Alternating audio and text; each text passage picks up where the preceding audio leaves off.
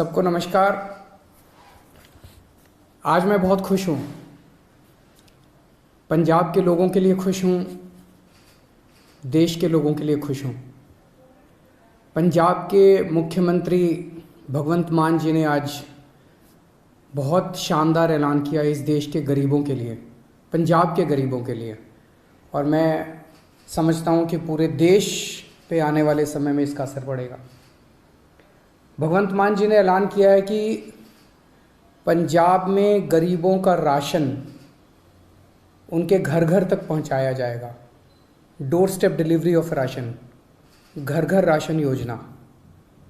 अभी आज़ादी के 75 साल बाद भी एक गरीब आदमी को अपना गेहूं चावल महीने का जो राशन होता है, जो सरकार देती है, वो राशन लेने के लिए लंबी लंबी लाइनों में लगना पड़ता है, छुट्टी लेनी पड़ती है, ढेरों तकलीफ़ें उठानी पड़ती है।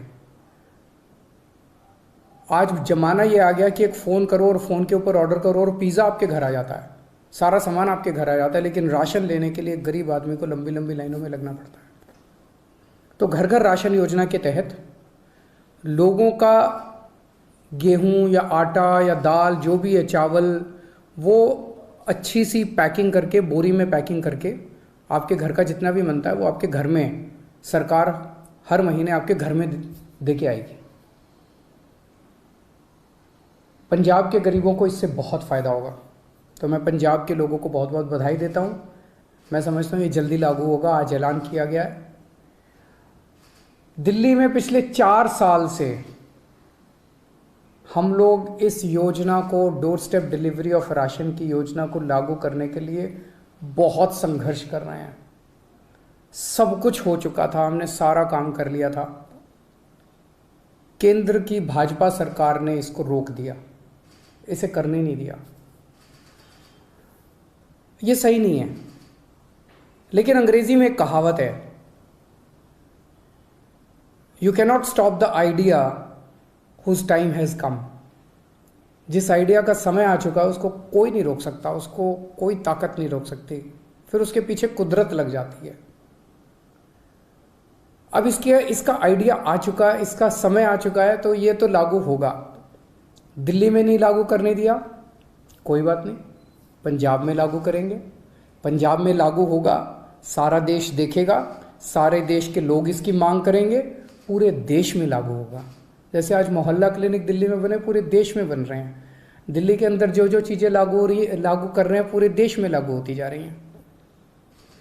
पिछले कुछ वर्षों में आप लोगों ने, सबने देखा कि किस तरह से दिल्ली के लोगों के कामों को रोका गया, किस तरह से हम मोहल्ला क्लिनिक बनाना चाहते थे, मोहल्ला क्लिनिक को 2 साल तक रोक दिया, लेकिन फिर बनाए हम लोगों ने।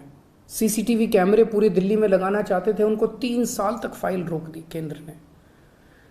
स्कूल बनाना चाहते हैं, उनको रोका जाता है। अस्पताल बनाना चाहते हैं, उनको रोकने की कोशिश की जाती है।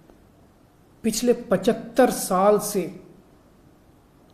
इस देश के लोगों को रोका गया, हर कदम पे रोका गया। लोग आगे बढ़ना चाहते हैं, लोग विकास करना चाहते हैं, लोग प्रगति करना चाहते हैं, उन्हें रोका जाता है। इस देश के लोग बहुत अच्छे हैं, इस देश के लोग बहुत इंटेलिजेंट है, इस देश के लोगों में बहुत टैलेंट है, इस देश के लोग तरक्की करना चाहते हैं, लेकिन उनको 75 साल से रोका जा रहा है।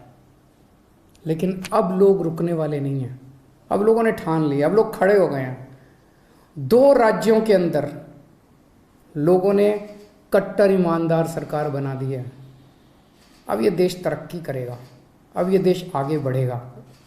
मैं उन सब लोगों को कहना चाहता हूँ, सभी ताकतों को कहना चाहता हूँ जो इस देश को रोकने की कोशिश कर रहे हैं, कि आप जो मर्जी कर लीजिए, अब ये देश रुकने वाला नहीं है।